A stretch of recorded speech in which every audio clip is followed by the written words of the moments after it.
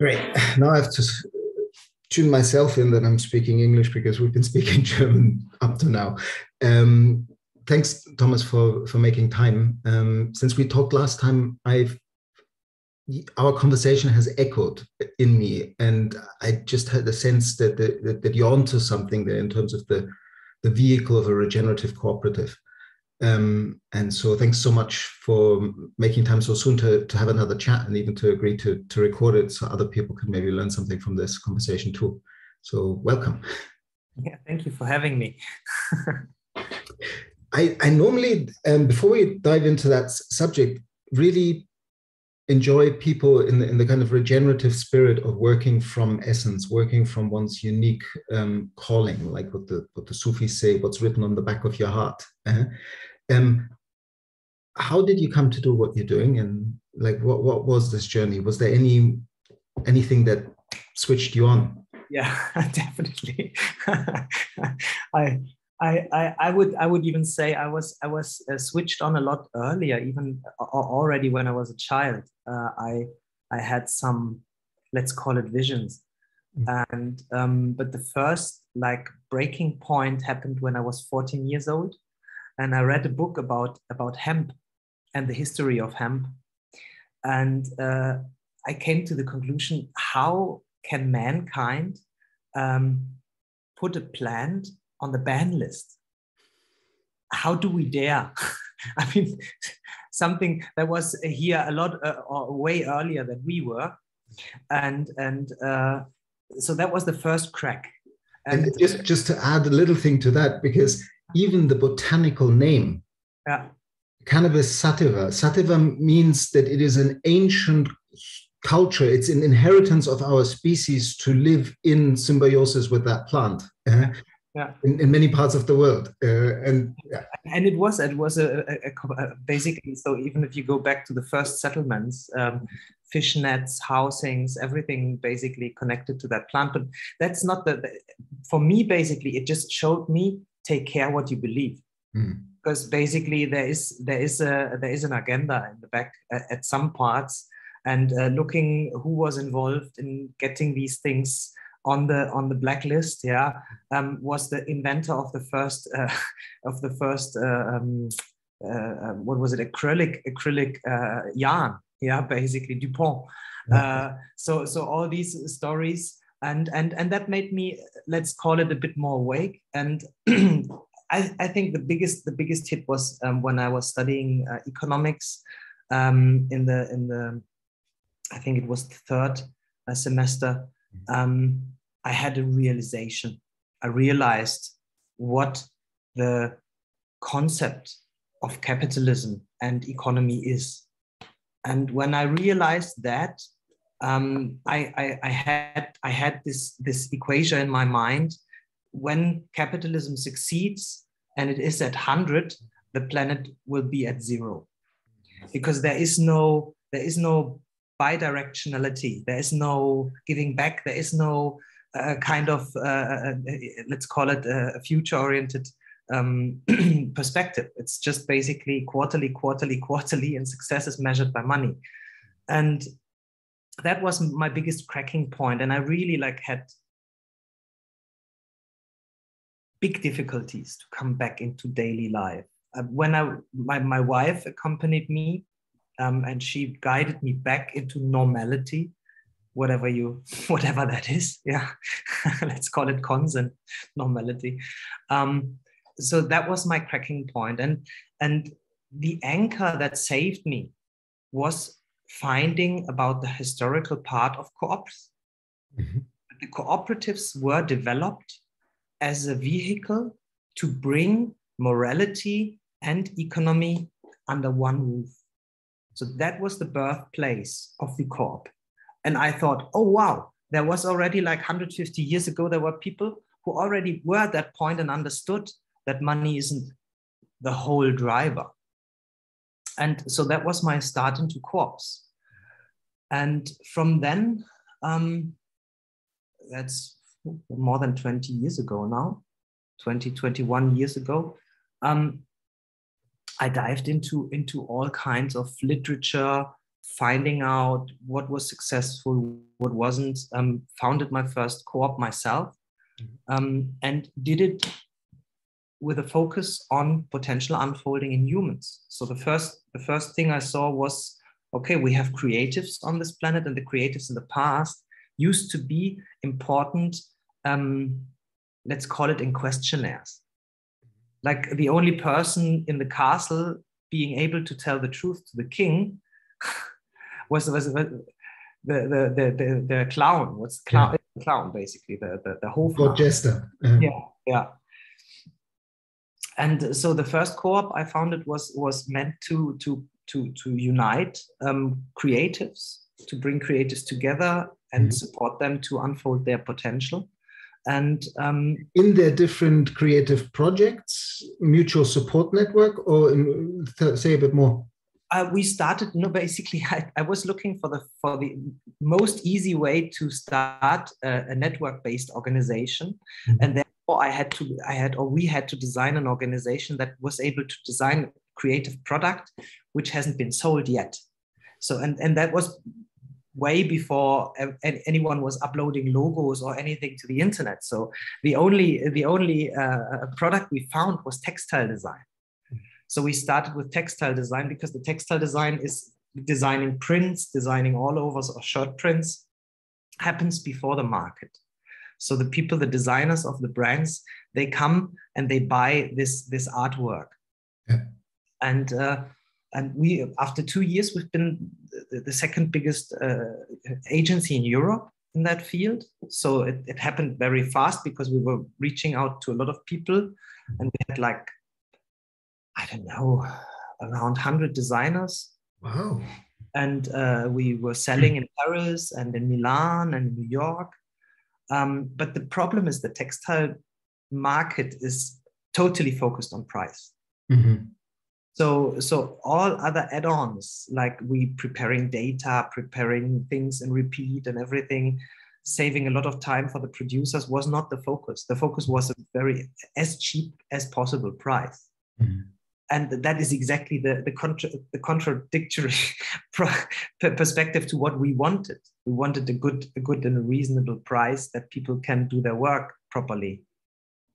And in terms of the environmental impact, I mean, we're talking in the mid-1990s, or how long ago was that? Or the early 2000s? Yeah. We started.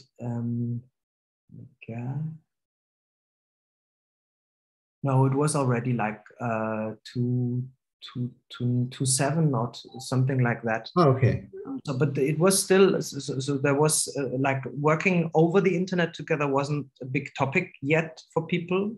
And I mean, most importantly, I think the focus was bringing people into a structure, which is a democratic structure, a co-creative structure, discussing how can we create this cooperative that it serves us all the best. Yeah. But as I said, basically the market squeezed us. So as we saw no other perspectives in the textile design area, we moved into the field of communication, marketing, websites, and all these things, which was obviously the same possibilities to do that over the network, over the co-op. But again, market. Yeah, what I experienced in that phase was basically that yes, it is possible to dissolve an organization into a network. It is possible to do it basic, democratic, and co-creative. So these things work. Wait, what tools did you use? Because I mean, as I'm simply intuitively, because of this understanding how life works and understanding that life is about cooperative advantage and collaborative abundance, not about competitive scarcity that is created by a narrative, not by reality. I've always been somehow leaning towards cooperatives being the business model of the future.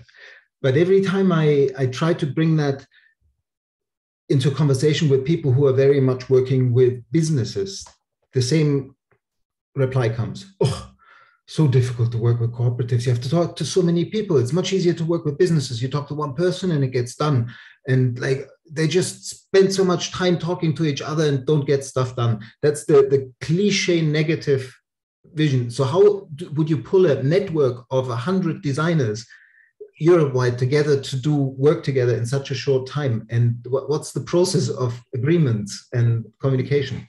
You are right and they are right. Yeah. So it's the democratic or basic democratic organizations are the worst. Yeah. But they are authentic. And how did we do it? The first phase, the growth phase, wasn't a problem at all. Because we were focused. We knew exactly what kind of milestones we wanted to approach. We knew we wanted to be in Paris. We knew we wanted to have this exhibition booth. We knew that we wanted to have really like a special product. You can scan on the exhibition booth. You can directly sell it with a credit card and get a burnt disc and everything. Like, yeah. So as long as you can focus people on these milestones, it's not that difficult. And I would say co-ops move very fast then, and faster than any other organization. But as soon you bring in several additional layers or structural questions, it gets hard. Mm-hmm. It's hard. And it doesn't get faster by a co-op. So, and in between, I have to say, we've learned so much because we basically, we tried everything. We tried holacracy, we tried sociocracy, we tried dragon dreaming. When you said bringing in layers, my mind immediately went to sociocracy because it has that structure that you could possibly work with that. But I mean, I've lived in an intentional community in Finton for 4 years, so I know the deep community process. And it's exactly that paradox. And I love that you were honest and basically said it is like that. Because we need to stir into that skid and say, yes, it is like that. But it gives you the wisdom of many minds. Everybody talks about collective intelligence. Forget about accessing collective intelligence in a pyramidal organization with a hierarchical leader. Collective intelligence comes from when you listen to people. That's why at the heart of my book and the regenerative culture thing is this flip towards living the questions and not telling people what to do, but inviting people to just sit with a question and make that question their own and look at how it serves them in place, in community, with the specificity, like what I call the biocultural uniqueness of place. For me, that is the same reason. It's when we stir into trying to do these complex things together and sit in the mess and do the personal development work and the collective development work that actually entails. That is the real work. That's the evolutionary regenerative journey. Because if we work on that, then we work on our capacity to do regeneration outwardly. I mean, that's where we are heading to, I think, anyhow. But let's try to frame it out like that. We were totally in the experimentation phase for 10 years. Yeah. And there was a lot of trial and error. And there was what I recognized, because one of the problems was at that time, I didn't know that much about co-ops, and I didn't know how much we were able to like configure the business model, configure the surroundings, configure the legal base. So we had the pull back again and again. Like when we were doing our daily business, we were totally being free and co-creative and everything, yeah.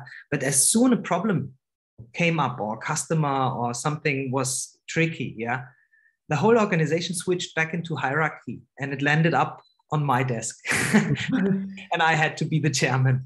And I was like, always when it gets tricky, always when it gets when you get into problems, it reshaped itself into the old structures.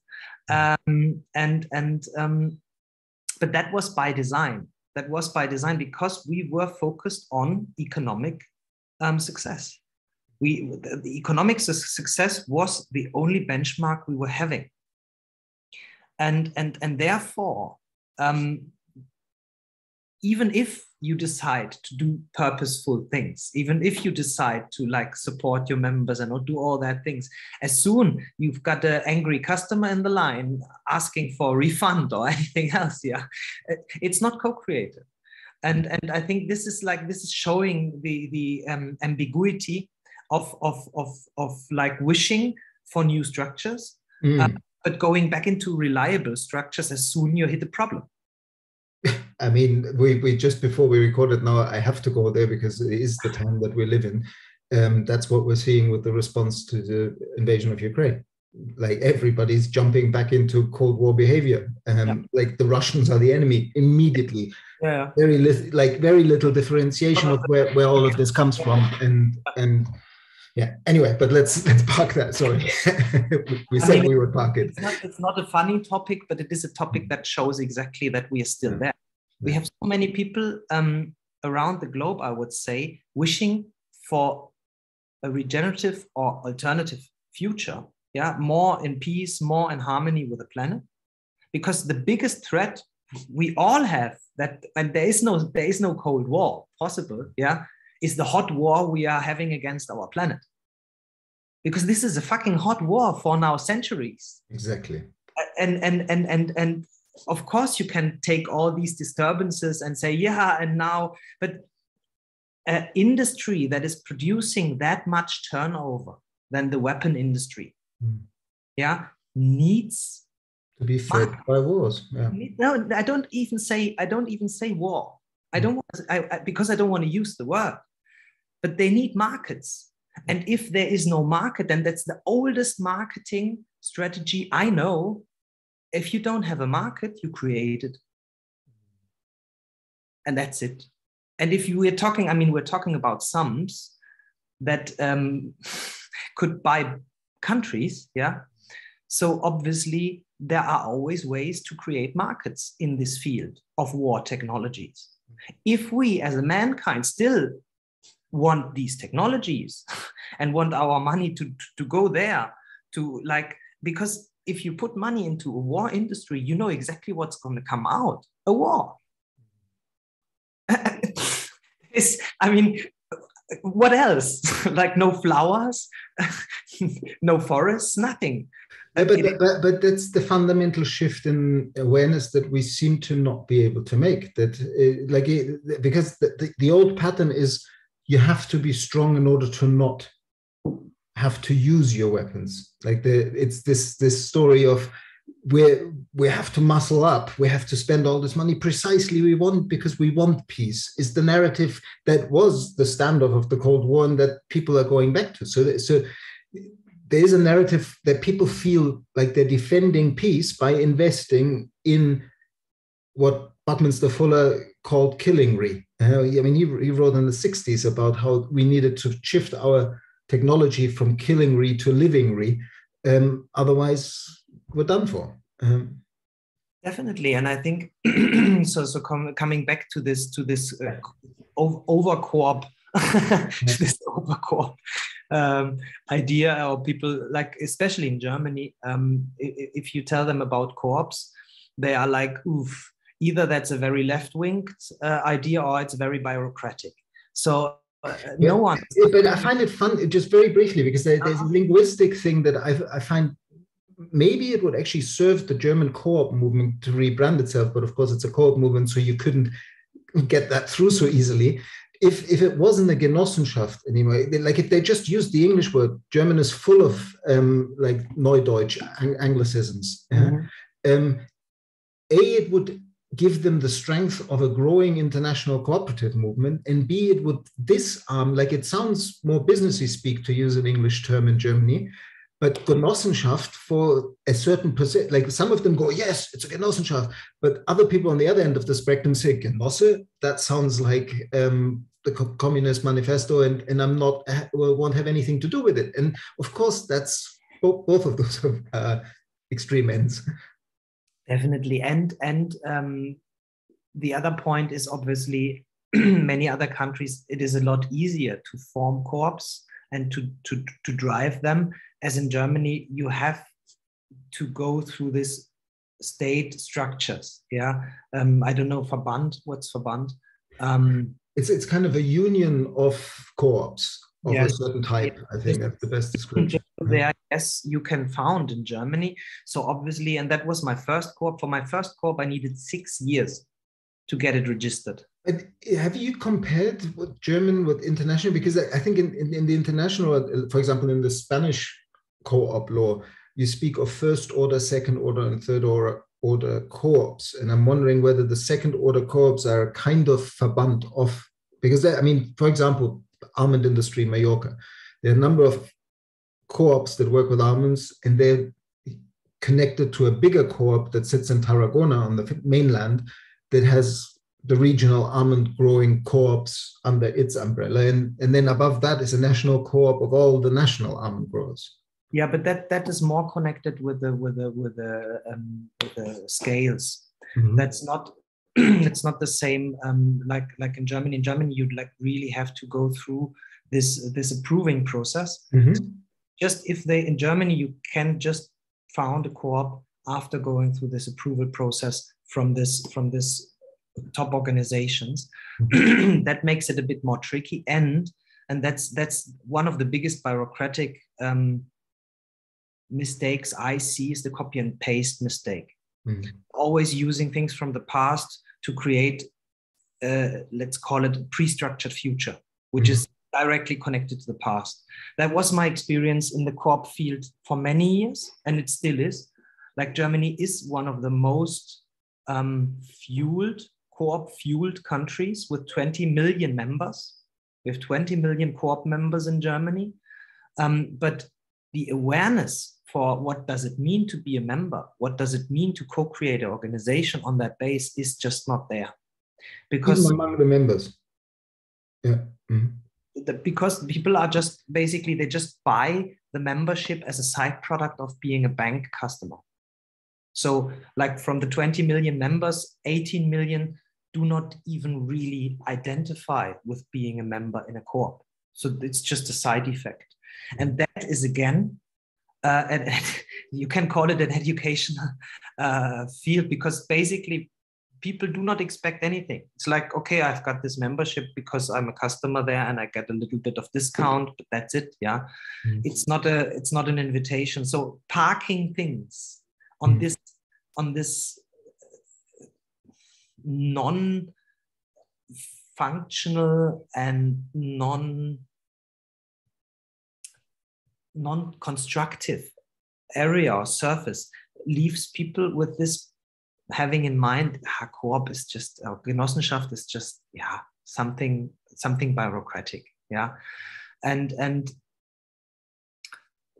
I don't want to go down that road too much, because basically what engages me very much in that whole idea of co-ops is the understanding that what you create is a microeconomy.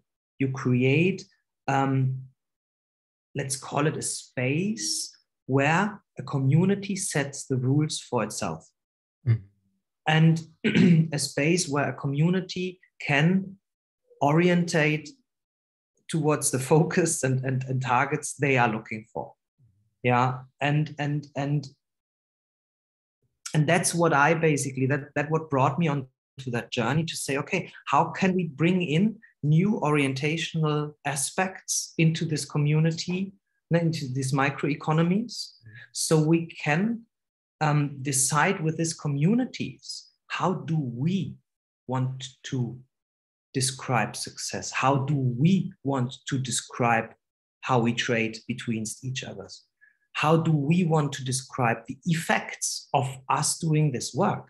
Because again, no one is saying you have to, of course, you always have to address like taxes and legal sides and all these things. Okay, agree. But what happens inside is a completely different discussion if you do it and design it right.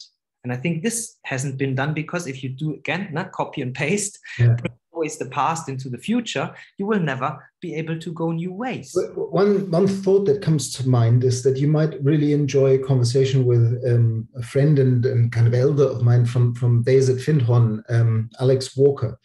long-time Findhorn community member who set up Ecopia, which was the body at Findhorn, which I think was legally a community interest cooperative or whatever it was called. And they ran, they issued the local currency, the eco, but they also functioned basically as a community bank that allowed the community to invest in the local community-owned wind park, in the setting up of a community-owned electric carpool, all those,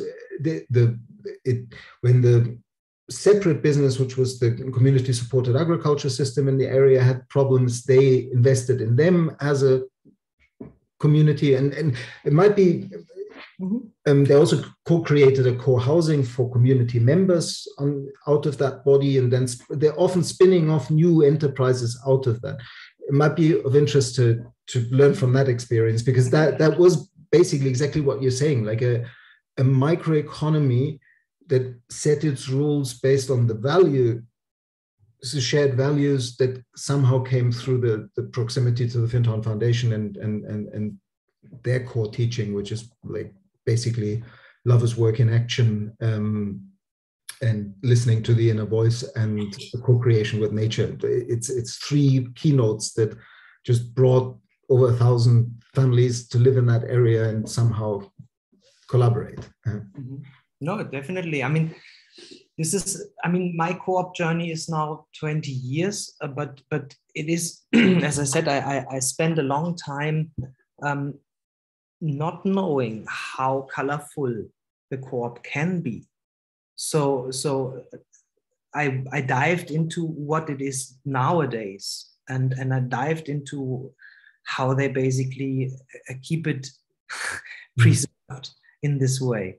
And just, I would say 5 years ago or something, I really started to ask deeper questions. How much do we have to take all these old structures into the future? How much can we, or are we allowed to design the rules of this corpse by ourselves? Because I realized that I studied economics, yeah. In my studies, I had 3 minutes of corpse. 3 minutes, yeah. And if you talk to a lawyer or to a tax consultant or whoever, no one knows much about these topics. Yeah. A very specific topic you have to follow and find the information, and then you just know what the information is, but you don't know what you don't know. so that's finally, basically, it was it was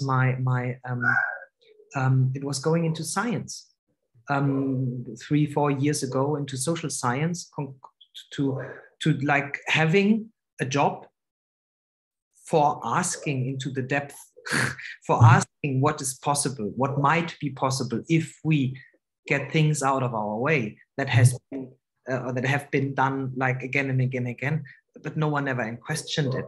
Yeah, like for example, in like 99% of the German co-ops, there is just the legal base is the economic support of the members. There is just economic support written into these co-ops. There is no social, no cultural, no sustainable, no, just financial, just economic success.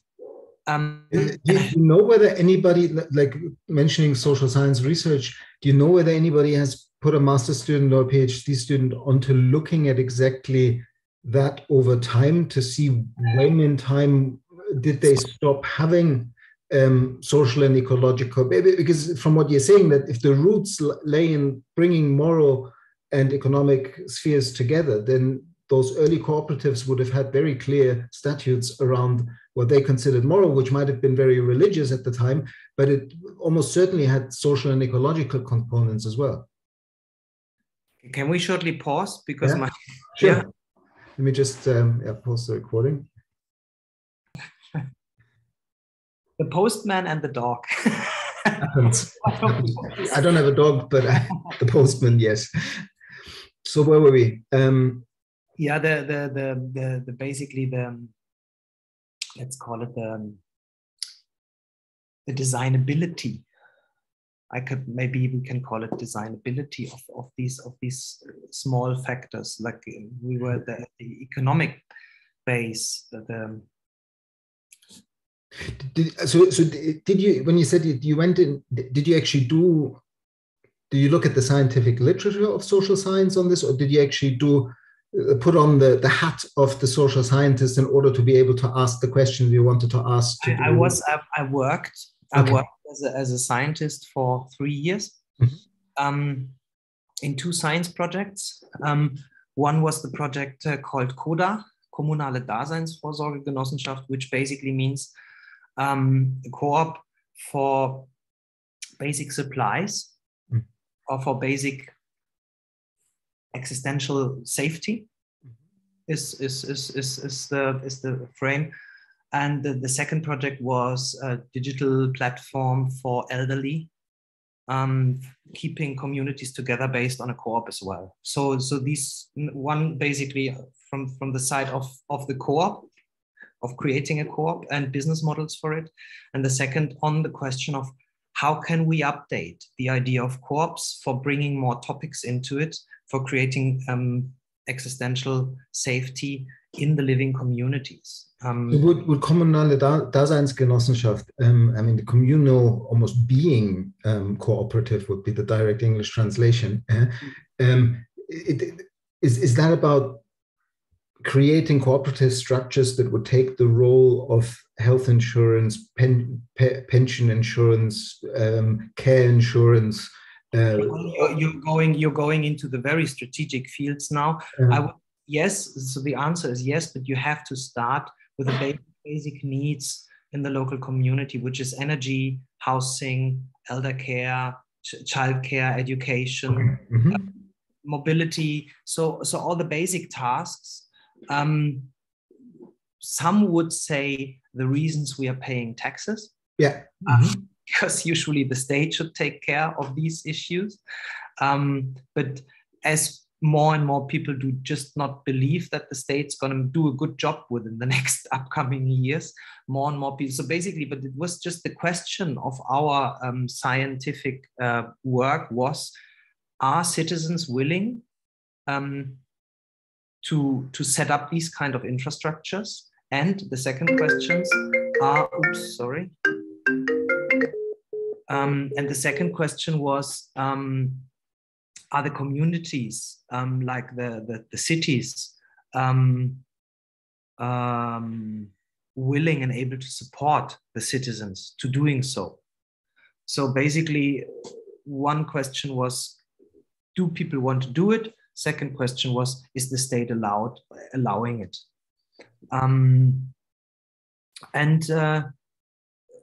The funny thing is that we had a clear feedback of the citizens. Yes, we want to do it, and we had a clear feedback of the communities saying, yes, we want the citizens to do it. Yeah, and that's it. And I looked at my professor and I said, yeah, what are we going to do with this information now? And he said, yeah, well, that's not a scientific job. And I'm like, no, we have to at least found 1 or 5 of these co-ops to like find it out, because it's called action research. Exactly. You can make it an academic job. Exactly. But in social science, this is absolutely not usual, and it didn't happen. So I took this whole topic, and it was basically, that was the kickoff point of the regenerative cooperative, because basically what I did was looking for ways how to set up these kind of structures, because most of the German co-ops are just focused on one topic. Like the topic is solar power, or the topic is living, but it's never an end topic. It was never the idea of discussing about a good life. And I said, yeah, well, and that's one of the most basic things to know about communing people is, if you take a problem to commune people, the drive for communing them ends when the problem is solved. Yeah.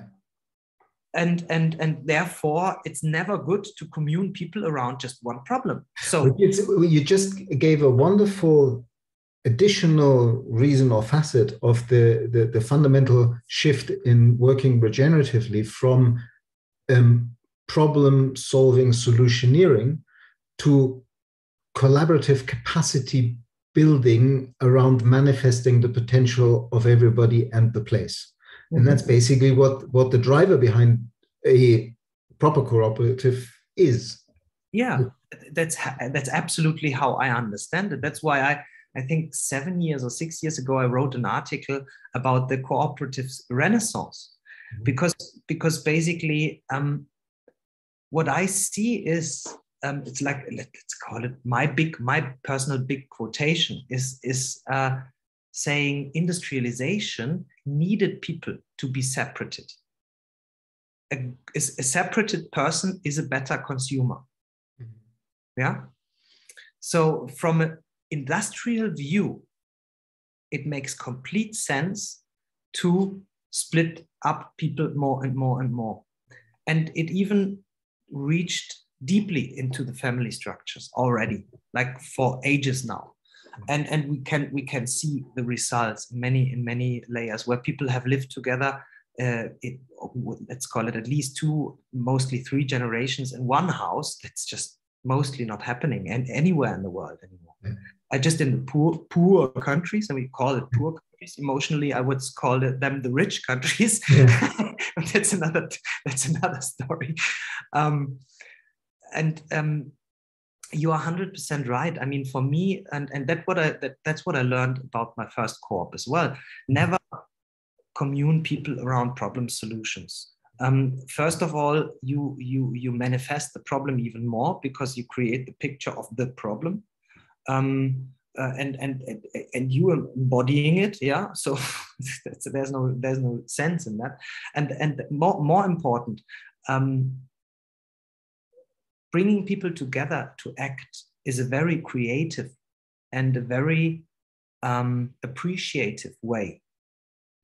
Yeah, but I think it's worth going even further with this, because it's not just about the people, it's about the in the tradition of Goethe, you would say the phenomena itself. It's the specificity of people in place, mm-hmm. rather than the abstract. The minute we go into convening around problems, we have abstract conversations that even as a tool say, where else do we encounter this problem? And kind of make it more and more global as a problem, and then say, oh, let's find a solution. And then they try to implement the solution. But in the very conversation among people and place, to flip it towards potential, who's in the room? What do we have to work with?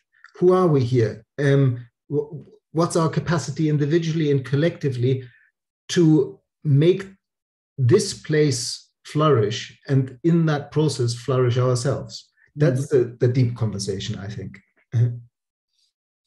Yeah, I mean, what people, or what some call incubators. Mm-hmm. Yeah, and a good working community is an incubator for every individual that has common values with this group. And this is like one of the journeys I had for the last more than 15 years, is identifying values as drivers for decisions, for individual decisions, and especially for intrinsic motivations. So having shared values and being aware about these values and cultivating these values like we are cultivating a garden is a very, very important topic for a community that wants to thrive, that wants to develop, yeah, which is not just commuting to run away or jump out of problems or problem landscapes, because this is a planet, yeah, this is a mothership. There is no escaping. The whole concept of escape is the only escape from this planet is death. And that's fine. We can talk about death as well. I'm not scared by it anymore, because I think it makes life even more valuable. Absolutely. It gives you the depth you need to really understand, do I want to invest my breath. I mean, since you mentioned it, because it's too seldomly mentioned that at the depth of that system that you described at the beginning so clearly, as when capitalism is at 100, the planet is at 0, is a need for control that is driven by a fear of death that comes from misunderstanding who we are. I know this, and the for me, like, now we're facing my key driver, yeah, because my key driver is not the anxiety of death. My key driver is that I see that both of the biggest fears on this planet right now are captured in: we can lose this planet as a living surrounding. The planet will survive us. So there's no we have to save the planet. We can save us in keeping it habitable. Yeah. And the second big fear, and that's interesting, is the crash of the financial systems, because that would take over all realities, and it doesn't matter where. And if you see these two landscapes beside each other, and you say, okay, we are scared to lose our planet, and we are scared to lose the money value, why don't we give the money back into the planet and create the jobs for the future, and create the backstreet? Because the best saving spot for our money would be the planet itself. And that's why I'm not into the sustainability phraseism anymore. Yeah, because I say that's fine. That was a good and an important start to start a conversation. But being sustainable now means keeping that system up. Yeah, well, exactly. I mean, Bill McDonough put it nicely, saying it's 100% less bad. It's the neutral point where we don't add any more damage to the system, but that's not enough. Not exactly. After 5,000 years of agriculture and 250 years of industrialization. Yeah, exactly. So that's basically my bottom line is everything mankind owns right now. Every house, every money, every car, everything is a credit by this planet. Everything. And if we want to stabilize the financial market, pay back a part of the credit. And you're going to have the jobs, and you're going to have the added value. You're going to have the value circles. You have all these things because the technologies are there, not the funding. But I mean, while this is, absolutely right. But it does come back that it is a fundamental worldview and value shift that is needed. And the worldview shift is the understanding that all these problems we face, like even the resurgence of that thing that we thought we left in the 20th century of that kind of aggression, but we haven't, because we've had wars all along. Yeah, the war against ourselves and the war against the planet are one, but it's all born out of not understanding that life is a planetary process, and that ultimately the only way that individuals can flourish is through serving the ground from which they emerge. And so finding that higher ground that lets us even have different political systems, different economic systems to some extent, if we want to, different perspectives on things in different places, but still see ourselves as life and understand that there are certain rules of that playbook of the evolutionary regenerative capacity of life's impulse to continue renewing itself, that those who don't play to that playbook will be invited by evolution to say, you've had your few thousand years or your million years, you're not getting it, either grow up or leave our community. In our case, we're taking a hell of a lot of the community down with us, which is tragic, but it'll bounce back. And so it's all about mature community membership as life, in life, to my mind. Definitely. I 100% agree. I think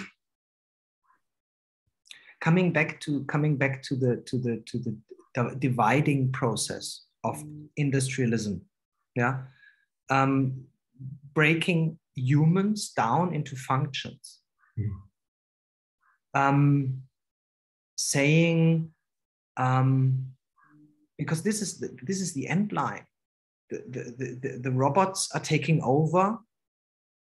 The production moves. Let's just, because if you reduce it down to a function, it's just moving and putting things together and all these. So that can be done automatically. Okay, we can 3D print all kinds of stuff already. We had, I don't know how many 1,000% of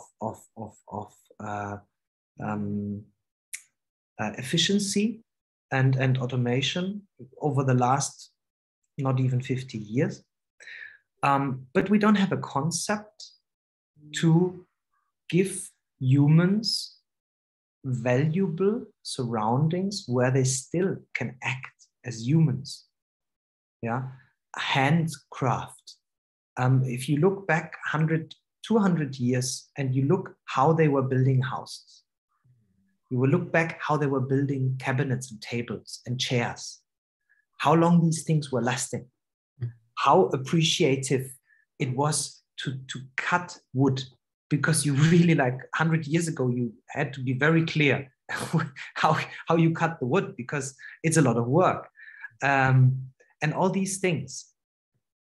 There was a lot of, like, what I often think is, in that particular wood example, I love that story of there's a temple in Japan, in Kyoto, that gets dismantled and rebuilt every generation in order to, like every 30 years, in order to keep the tradition and the craftsmanship alive, to actually build this temple. And there's a forest that has been planted centuries ago that is providing the wood for that process and that temple.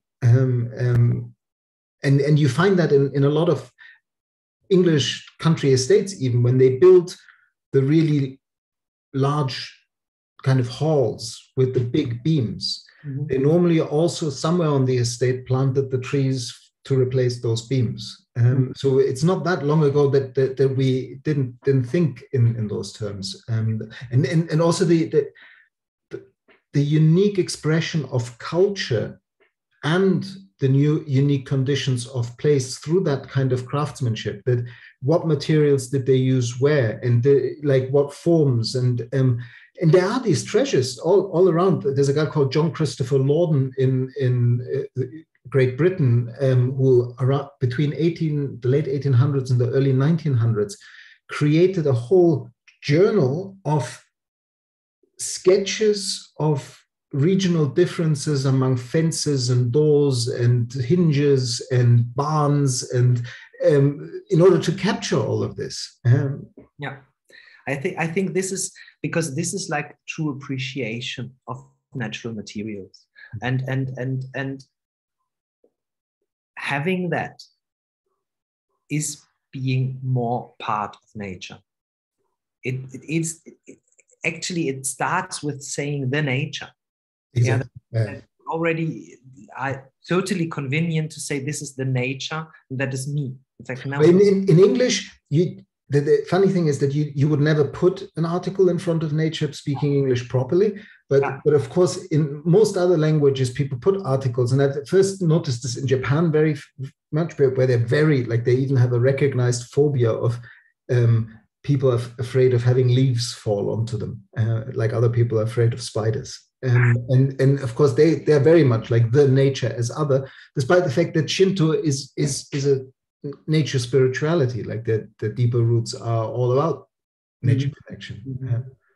And I think this is basically because now we are heading exactly the point I was trying to address with the regenerative cooperative, the idea of communing people around the values they want to support, and that's it. That's about it. Having, and that's the point, having the economic values because we need them. Yeah, it's people considered to be successful, for example, because they had a very successful job, were earning millions, and then they had their crisis and they exited. Mm-hmm. Yeah. And that's like, wow. Yeah, he had his spiritual awakening, and then he never touched the banking area again. Yeah. And I'm like, well, yeah, I see it and I appreciate it, and it's kind of the right path. But staying in the system with this consciousness, holding space and creating it from within is a total different perspective. And I think this is why I tried to design because there is no big design deal about the co-op. The co-op structure is always like the same, and around the globe kind of the same. But the question is, around what topics are we communing?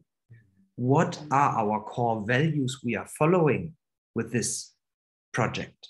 In your research work, have you, I mean, of course, because there's so much legal red tape that is specific to each location, it would make complete sense to just say complex enough, our focus on Germany or deutschsprachiger Raum, if they're similar. Yeah. But have you also just sort of scanned a little bit what's moving in other places like in Europe or in North America or South America in this field? Because I mean, I'm aware that in America, there are people working quite often under the legal frame of trusts, bioregional development or bioregional regeneration trusts that very much have a clear statute of values, what the trust is set up for and so on. And then it's again that transfer more into the philanthropy economy rather than, or the donation economy, to where people basically create the vehicles where wealthy people can transfer assets into a bioregional regeneration project. I'm not globally aware, obviously, because there's so much movement. But yes, I mean, for example, in Europe, Italy and Spain have a quite progressive cooperative field. Especially Italy, there are some very, very interesting co-ops going on. And they are designing as well. And the big favor Italy and Spain have is that they don't have this big control mechanisms, so they can more or less design it by themselves. I just think, and that's heading back to the trust, and in German we have Verein and we have Stiftung, so we have other legal shapes obviously as well that can do good, and they can do let's call it for the common well-being, yeah. But what I was looking for were like active members of the economy and the society. So many of these trusts are very much focusing society, which is great, but we have to transform the economy too. So we have to create organizations that are able to talk both languages. We have to develop technologies, for example. And that's one of the problems in this, let's call it self-referral areas, where people are very much thinking about the problem solution, which is fine, but they are not thinking about scaling it. They're not thinking about how to put it onto a production line. Like if I have a decentralized solution or a solution that works decentral, it can be applied thousands and thousands of times. But not if I just want to solve my problem. Then I apply it once. And from this kind of knowledge, we have a lot. We have a lot of this. We have like water retention, regenerative agriculture. We have so much knowledge. So what I was looking for was the putting it together with usual citizens, which are not part of the sustainable or regenerative movements, to be able to invest and get in touch with this kind of thinking and acting. And I think this is like, that's why I was always, the last couple of years, I was very much focused on creating these kind of structures within the middle class society. not in the green elites, not in the bio villages, because that they've done their pioneer work and they've done it well. So I totally appreciate everything coming out of that direction, 100%. But for a bio village, for eco village, too many people from outside are deadly. Yeah, so they can cope with the yeah, critical mass, and after that it's going to get difficult. So my focus was more on creating a transformative market. I don't know. Yeah, I mean, but that's so key, because this whole notion, like, we're now somehow, because of where the world's going on many levels, finding a real back to the land next wave after COVID and so on. And the younger generation, or not even the young, lots of people have again finding themselves, back to the land, yes, but maybe even better, back to the land in community. Let's all start regen villages, and they're just rebranding an idea and living it passionately and wonderfully. Often not necessarily learning from the lessons of the other back to the land waves in the Cold War or before that, which have founded a lot of the eco villages that are now 50, 60, 70 years old. And it's, but the biggest learning, I think, of the eco village movement is that if you do it in the bubble of a little community, like brownfield or greenfield site, let's co-create our utopia for ourselves and our children. It's so much work that in the process of doing that, you often forget to connect yourself to the region in a way that is meaningful. And before you know it, without any ill intention, lots of people in the region say they're the weird people who bought that piece of land and have been doing things there, but never talked to us because they were always so busy building their utopia. And so this whole, like my friend Jonathan Dawson, who was the head of the president or general secretary of the Global Eco Village Network for a while, had this image of how do we become the yogurt culture to change the milk of the surrounding areas into new patterns. And that's what you're getting at, or what also Rob Hopkins with Transition Towns was trying to do.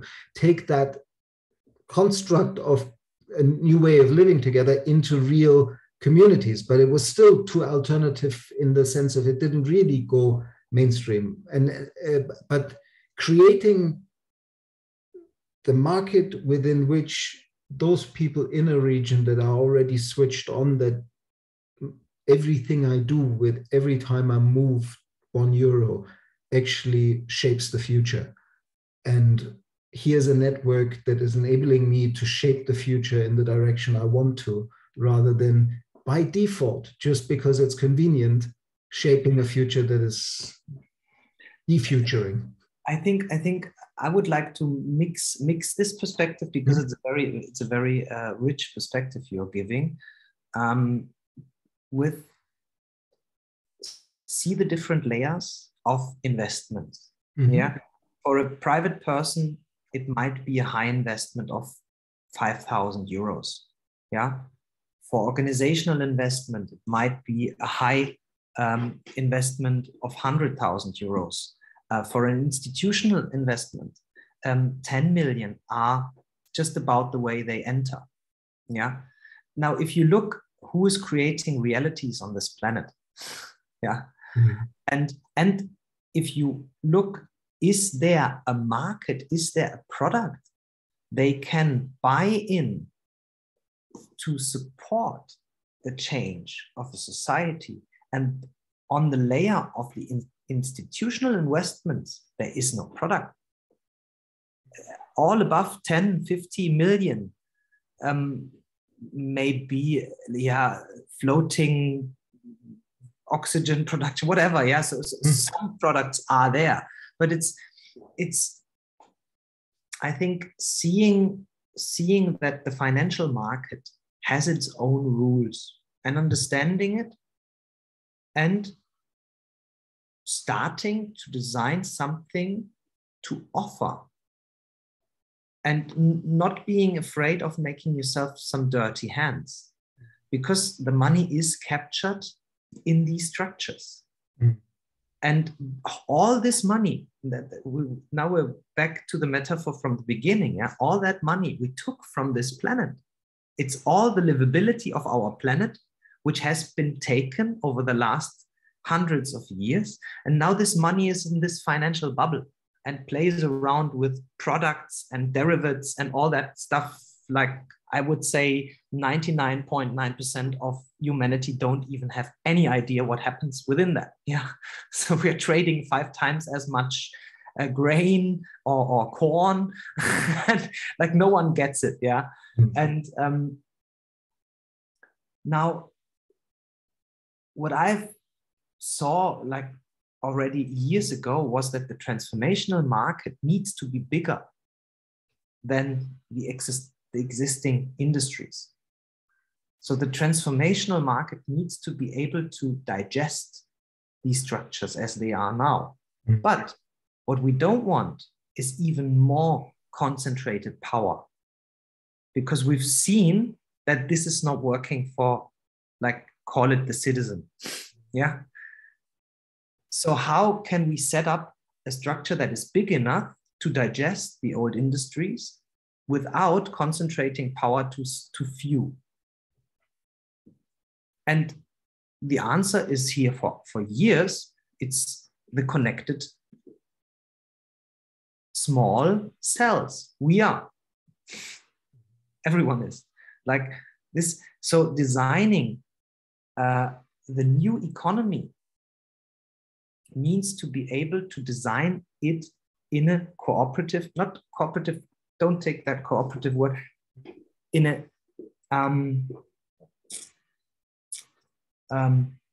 co-evolving mutualism. Yes, yeah, exactly. It's more the coexistent clarity to understand something I do good for myself is something I do good for my community. Yeah. And so my community enables me to do good for myself, because they know if Thomas is happy, we are all happy. Like, no, so we support each other and we support our network, and we are cross-linked with all the other networks. That means the better our mental and physical state is, the more we create a frequency that attracts other people. Say, I want to live like that. I want to be easy. I want to be like, I want to have a good future perspective. I want to have a vision. And that's how we create, or how I create this regional development co-ops, is by the idea of having a good life. Starting the conversation of how do we define having a good life? But in trying to build these vehicles, like the thought that comes up when I'm sort of trying to test this against this sort of growing inclination in me to also consider shifting fundamentally towards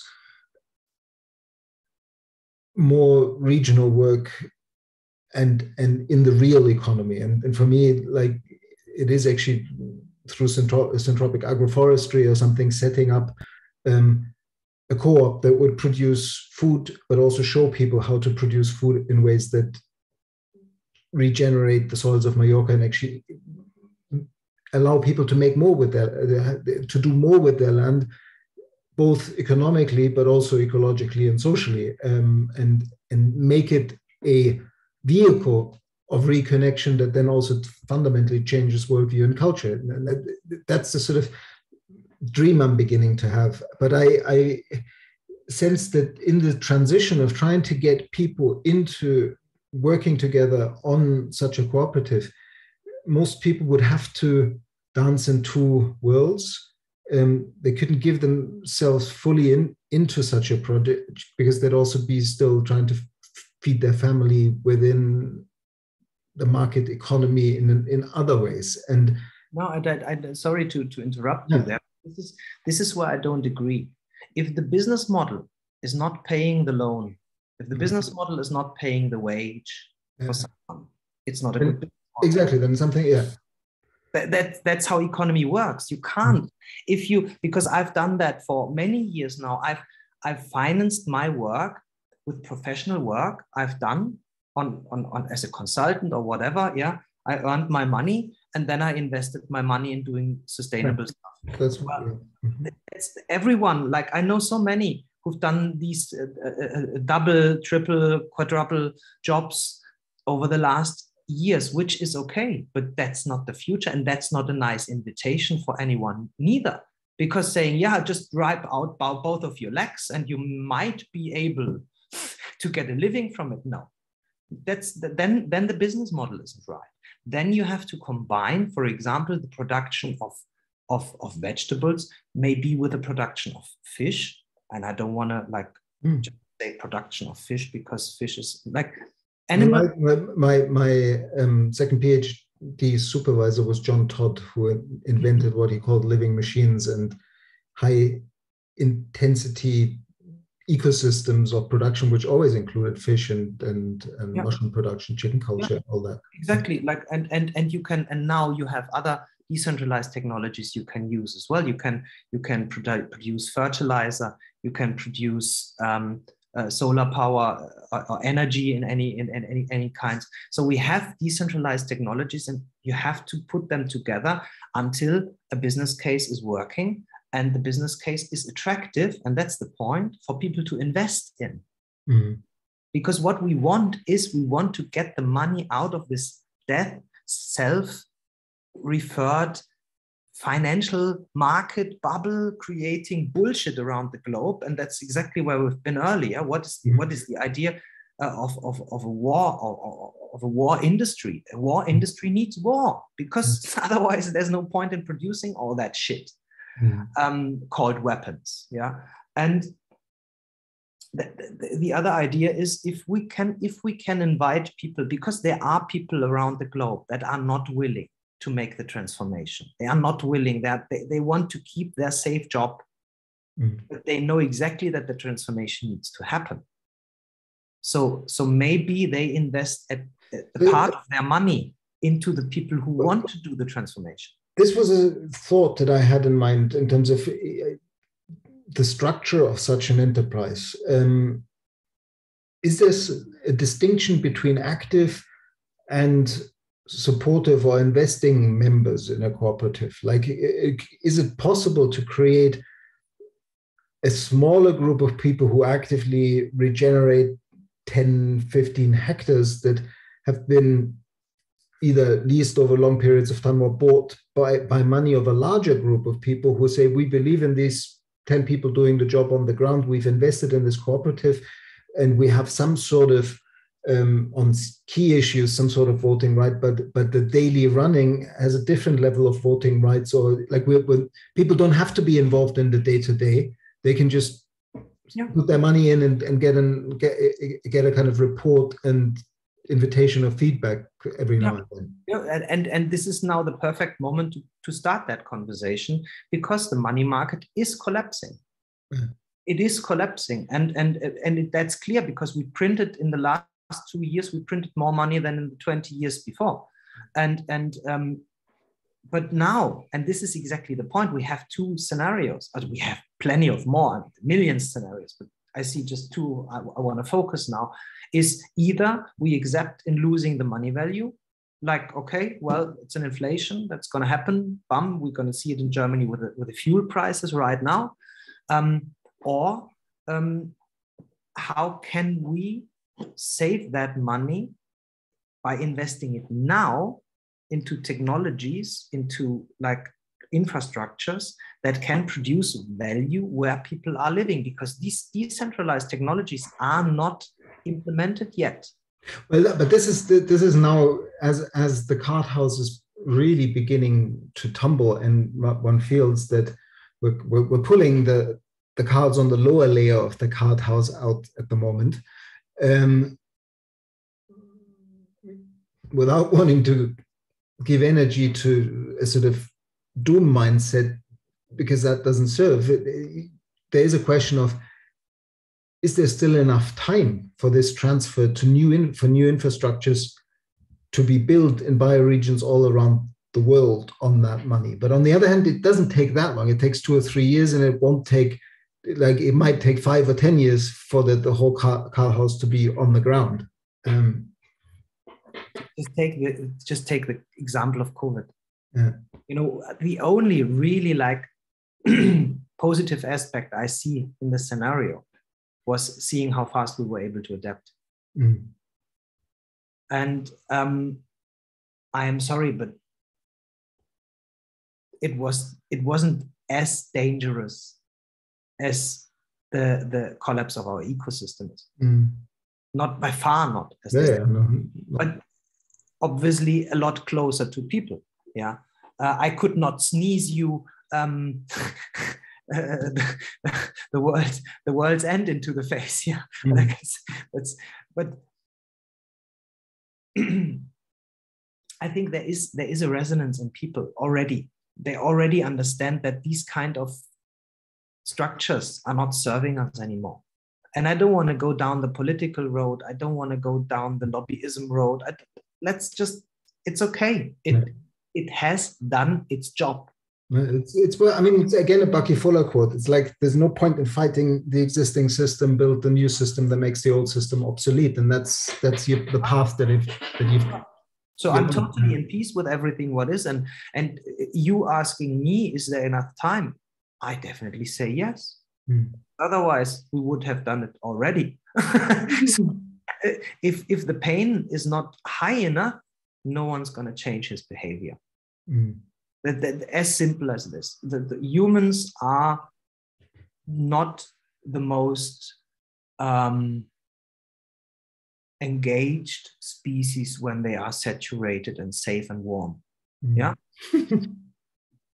Yeah. And that's fine. That's fine.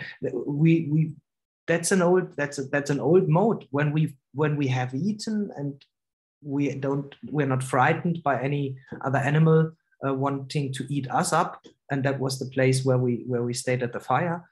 We were able to have a nap in the afternoon, and create some tools and create language, and that was basically an important part of. And now imagining what we could get as a society in supporting culture, and having more time for that, and everyone just is like, I see a future where people are not having to work more than 8 hours a week. I see that totally clearly because the technology to do so is already here. We have it. Well, yeah, but that so much depends on what you define as work and what people choose to do. Because I actually feel that as part of this cultural transformation, like certainly in my life, I'm not saying that everybody needs to be a gardener, but because some people want to be musicians and painters and artists and all these other things. But the depth of learning and of self-discovery that happens when you actually are involved in growing your own food to some extent, and the deeper, like it opens up like a fractal to your own personal health, like and that it really matters how many micronutrients are in a fruit that is still alive, what the Indians have called prana for millennia. Dare anybody who's never tried a carrot straight from the ground to try it, because it's an almost like divine experience, and it's that's where I feel like when we talk about people working only 8 hours a week because of what people have done with free time in this capitalist economy, the mind goes to all sorts of strange futures. But where I'm going is that people actually have time to co-create culture, music, art, reconnect with the land, reconnect with each other, do intergenerational knowledge transfer, create new customs, new dances, and so on, that express place and express love for place. And so I think we'll be busy, but in a meaningful way. And yeah, whether we're going to get paid for it in the work bit. Yeah, I think you don't have to. It's the wrong category to say only 8 hours of work. Yeah, this is. I think in let's take the dark. Let's just maybe. But there is this mention of Klaus Schwab saying people will not own anything anymore and be happy about it. Yeah, and that's something where we like heading into field I don't want to head. Yeah, that's the techno-feudalism. Exactly. I just want to use this little quote. And if your existence is safe, and I mean like safe, not safe in hands of someone you might be, maybe, hopefully be good taken care by. No, safe in terms of my community.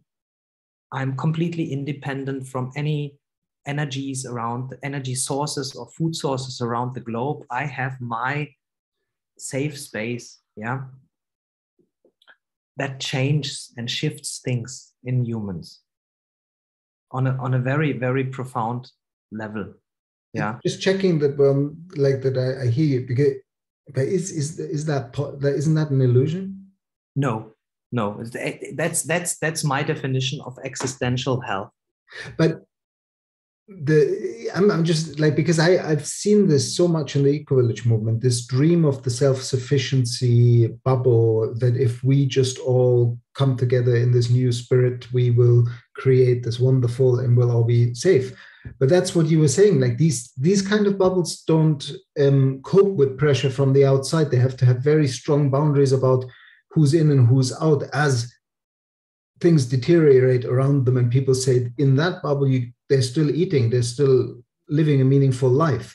And on the one hand, yes, you would ideally like that pattern to spread outwards, but what normally happens is that those people have to make a decision about how to defend that, and then we're back into that old.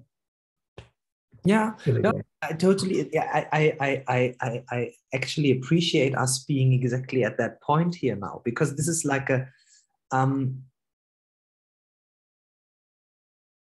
having these places being little places somewhere would not work. This is exactly the eco-village phenomenon. Yeah, having just little bubbles, and everyone wants into that bubble, that won't work. Yeah. Because the land where they are will just not feed enough people. But having a network of places all around the globe, and we're talking about, let's talk about 5,000 places. And when you have an amount of work invested into your community, so you have like, there is individual wealth.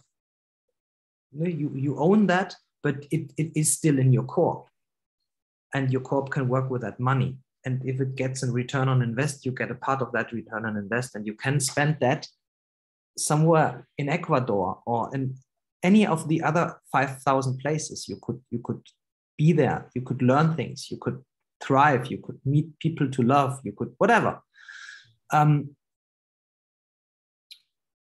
There is a let's call it a sweet spot where we exit the outer parts, the outer rim of the society, yeah, and enter more and more the usual daily life, and then I think it's possible. And what kind of, when you just in that vision, like of 5,000 places, what is a place in terms of the scale that we're talking about? Is it the bioregional vision of like at landscape scale, a significant percentage of people in a given landscape have reinvested into it even can be within a city. It even can be in a place. I would describe it as a community with the same kind of value structure. Not exactly the same, obviously, because this is exactly what it is about, that everyone is invited to thrive and develop as he and she is, or it, whatever.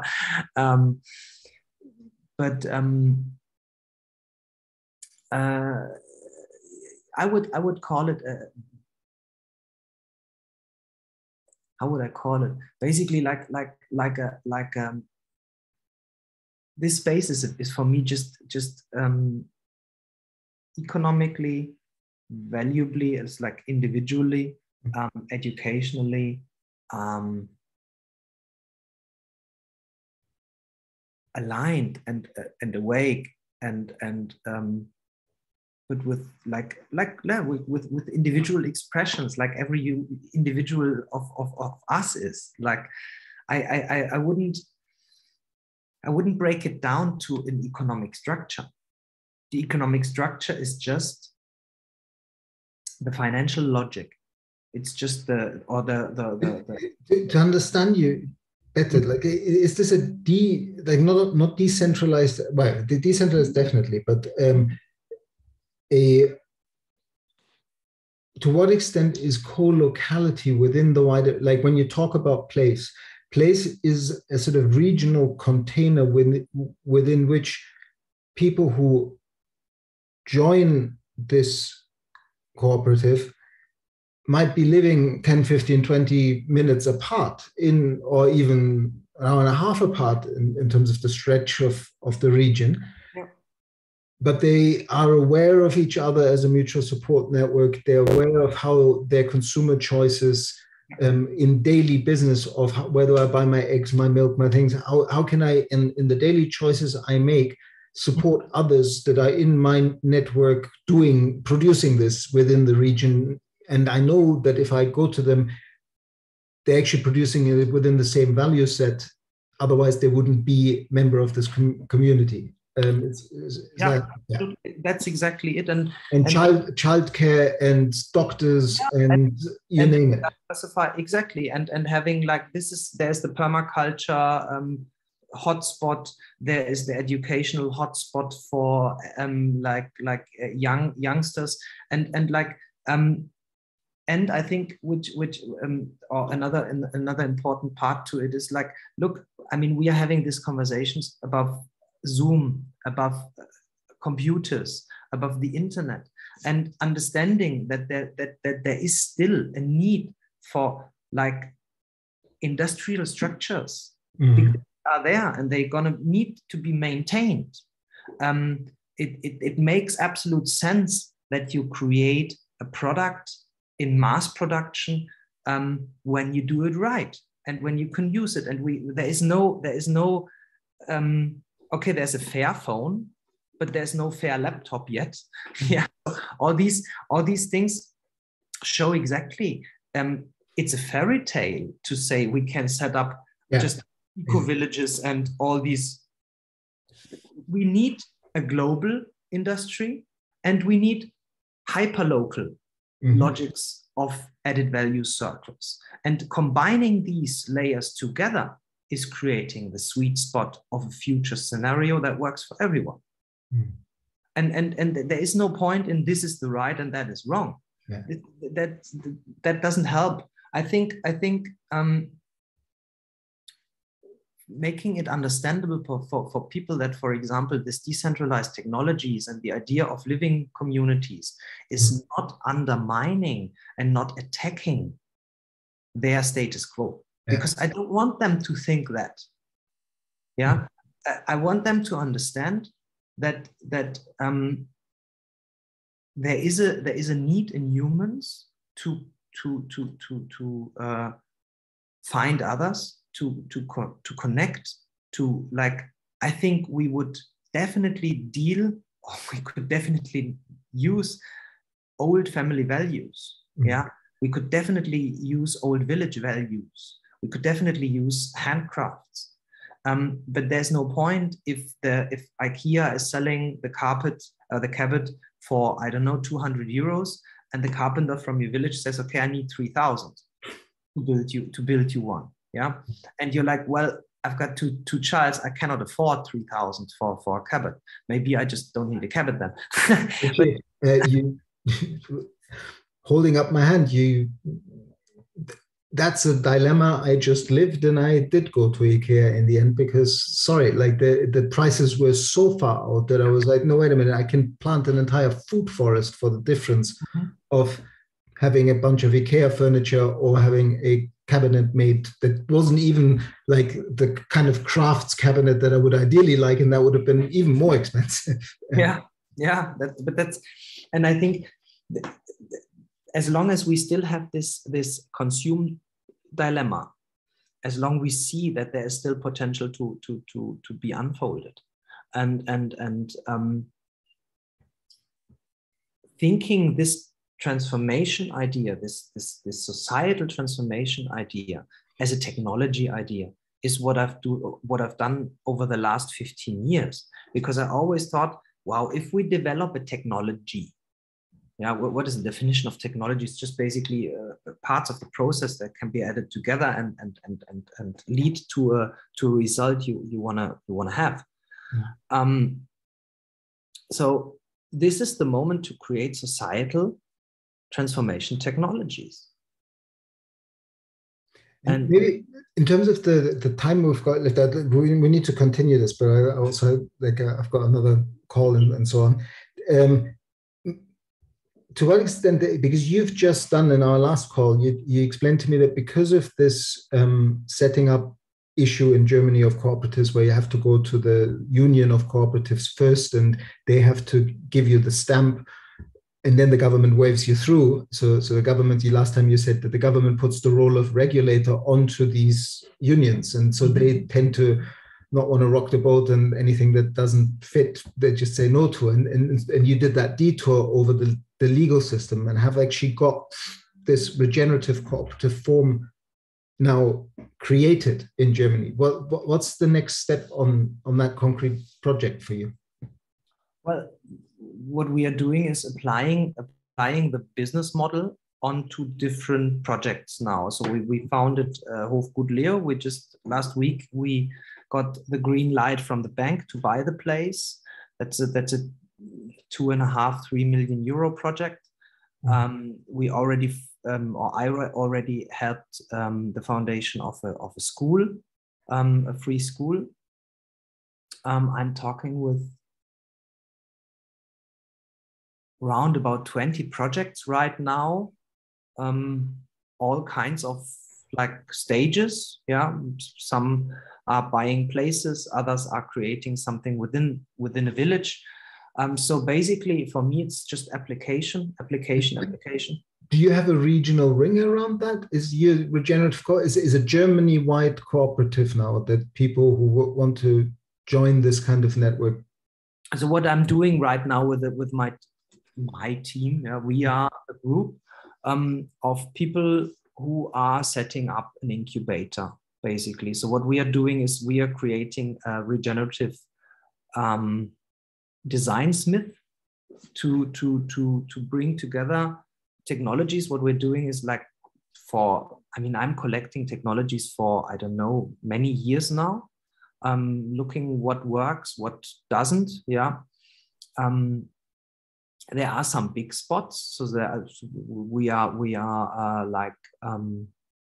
we got a big industrial site offered to buy, which is a 10 million or 15 million euro project. Is this for the fertilizer project?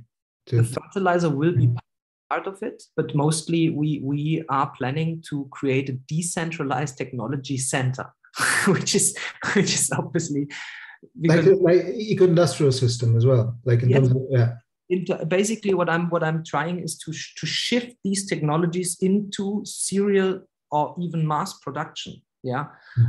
Mass is not the right word, but serial production is the right word. So there are several pillars we are creating right now, and obviously, like we started our project already 3.5 years ago, the Hofgut, and all these little details like cryptocurrencies, how to evaluate the benefits for the co-op members, all these things we are designing within these projects, but we are back mirroring it into the incubator. So for me, always there is applicated knowledge in the field, but we need to have the central learning effects on it as well. Yeah. And therefore we created that regenerative incubator. And I think, and what is missing, and what I've set it, or what I've already started to set up, is a funding pool for projects like this. Mm-hmm. Because they are lacking funding. Most of them are just self-referral. As again, they are not invite investors. They are just inviting people who are who want to use these places. And I like, no, right now the money is in the market. Invite the money. That's okay. And of course, the fear of people who have the inclination to do those projects with the group they feel comfortable with is that in the old system, taking investment, particularly taking disproportionate investment, like kind of going, well, we're doing this on 3 million and we've each only put 10,000 in because that's what we could put in, and our what they call sweat equity, like the hard work of actually making it happen. But you, in the normal business, that meant that somebody who wasn't on site could ultimately call the shots on the project. And so that's what people are afraid of going that path. And so, but what you're saying is that it's precisely that structure that avoids that situation. Exactly. And this is, I think, one of the design mistakes, because this, again, you're creating barriers, you're creating borders, you're not connecting. And I think not being afraid by the classical market, not being afraid by the investor, not being afraid by having to create a functional business case is needed. There's no otherwise, and I see a lot of them. You still hang in the philanthropic field, and you are already like, oh, now okay, we've done it now for 3 years, and now we have to find another funding. And I saw many projects dying in this fight. Yeah, or they can, like, if they're kind of more NGO type projects serving a certain purpose, they end up, as they grow and get more established, the percentage of energy transferred to keeping the new living being alive, that is this NGO, becomes more and more and more. And you're losing 30-40% of human effort in the fundraising of the project. Exactly. And you lose the sharpness of this commonly created space. Yeah. And I think this is even more sort of a problem, because you try to look good for a foundation or for a donator, and if you really do a regenerative place, everyone needs to be fully aligned with these values. Otherwise, it won't work. Like the sweat capital team, completely intrinsically motivated about the project. But they should not worry about money then too, because they are focused and they should work. And this is exactly what I see, that again and again, many of these projects are shaken through by not having enough money. And we don't have a money problem on this planet. No. Definitely not. But we have to be tough enough to invite it and be clear enough to offer a clear set of rules, the money entering a community space like this. And that works. And that works when you do, like, this, I mean, regenerative cooperative. Yeah, like, what is it? It's in one sentence, it's just the definition that this community says, okay, beside our economic figures, these are the values which are unshiftable. They are on the same stage. They are not like, and this is exactly what happens when the funding is gone. Suddenly the money gets more and more and more important, and the values go down. Yeah. And if you put it on one layer, and then organizations reinvent themselves to chase the money. Like one of the organizations that I have put a lot of blood, sweat, and tears into over a long time since, like, I first knew about them in 2005 when they were founded, and then I did their first course and then joined them in 2007. Gaia Education. They run global capacity building around sort of grassroots community, sustainable community building and sustainable development and so on. And they've, because I've written a lot of their content, they've increasingly moved towards the regenerative way of thinking over the last few years. But they've been business, but also in charity. And they've been underwritten by a Danish philanthropist who, over 30 years, sponsored the creation of the Global Eco Village Network, and over 15 years, the creation of Gaia Education.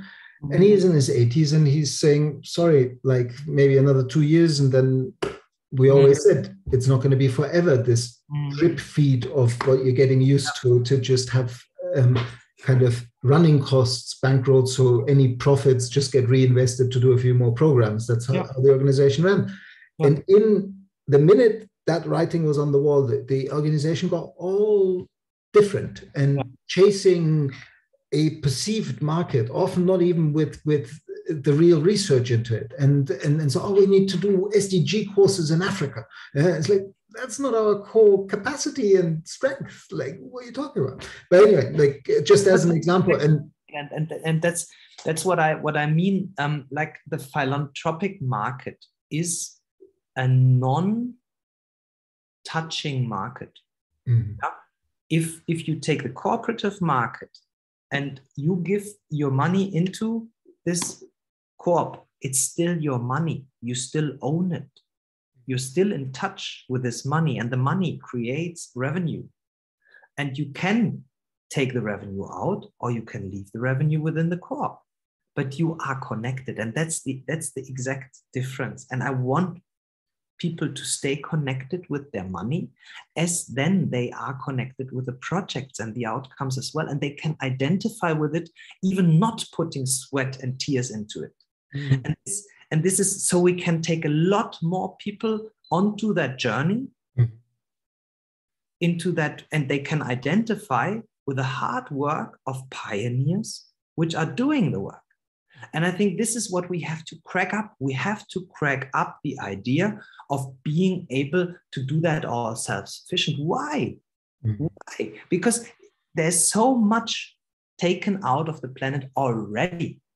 Yeah, there is so much wealth, and we have to find ways to either, like, let's call it recycle that. And we can define recycling even as a place where we stick that back into the soil, into the forest, into the property of the co-op, and say, listen, your money is safe, it's there. And I think this is exactly how we can shift. You don't have to buy a land to own something. Yeah, be part of a cooperative ownership. Yeah, and it is a ship. Yeah, and that's fine. And if you're part of 10 or 15 or 20 of these ships, you can change in between and say, I'm going to be there for 3 months. I'm going to be there for 6 months. And in winters, I'm usually in Portugal or in Mallorca or wherever. I think it's not about stable living models. It's about stable spaces of interdependentness with people you want to be. Or not dependent is a needy word, yeah, but connected.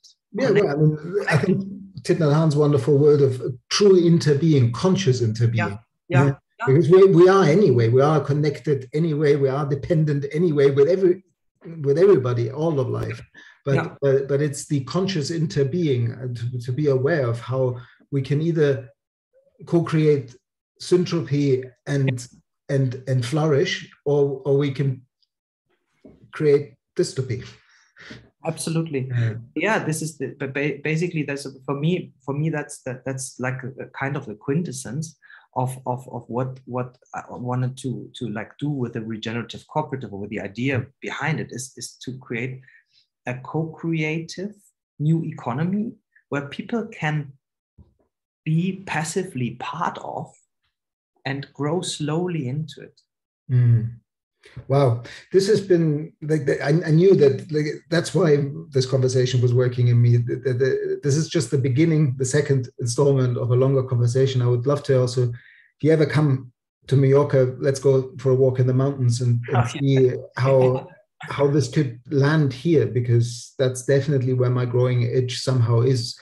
And that whole question of how can you still be globally, like working locally? How can I shift 80% of my attention to building and nurturing relationships in the bioregion I'm an expression of,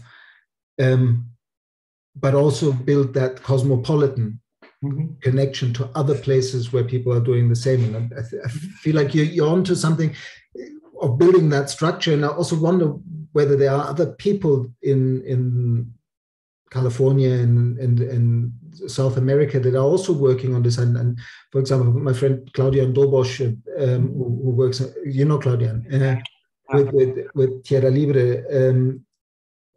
All these models, I feel like we need more of that kind of conversation of how can we build these structures that will allow that creation of the alternative system that makes the old system obsolete. Yeah, I think this is what the place is going to be as well. This is like they are the meeting places. Like, why are we creating Hofgut Leo? It is a seminar hotel where we can meet and where we can stay for a couple of days and work on to projects and into futures. And I think this is like weaving all these layers together.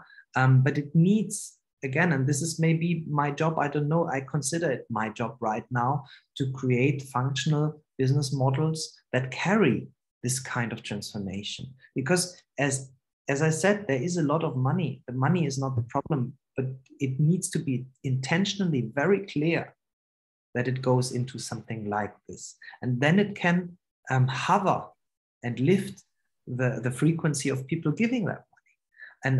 And because, yeah, the awareness is here that it's just, at some points it's very small, at some points it's already a little bit unfolded. And yeah, definitely like mixing all this repertoire up and putting it onto a central place where everyone can go and take that kind of knowledge and impulse and inspiration and whatsoever. Definitely. And this will happen. Let's make it work. Wonderful conversation. Thank you so much, and have a lovely day. And let's continue. Come to Mallorca for a walk. I will. Okay. Bye. See you soon. Bye.